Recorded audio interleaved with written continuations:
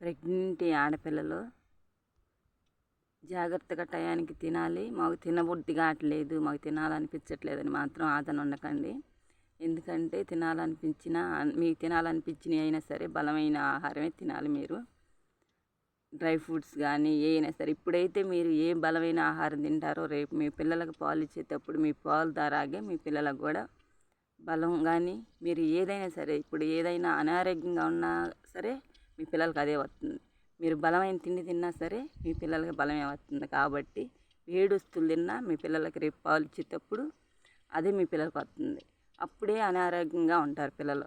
కానీ మీరు బలమైన ఆహారం తీసుకొని మీరు బలంగా తిన్నప్పుడే మీ పిల్లలు కూడా మీ పాలు తాగినప్పుడు మీ పాలు ద్వారా వాళ్ళకు కూడా మీరు తినే ఆహారం ఎలాంటిదో వాళ్ళకి అప్పుడు వాళ్ళు పాలు తాగినప్పుడు కూడా అర్థం అవుతుంది.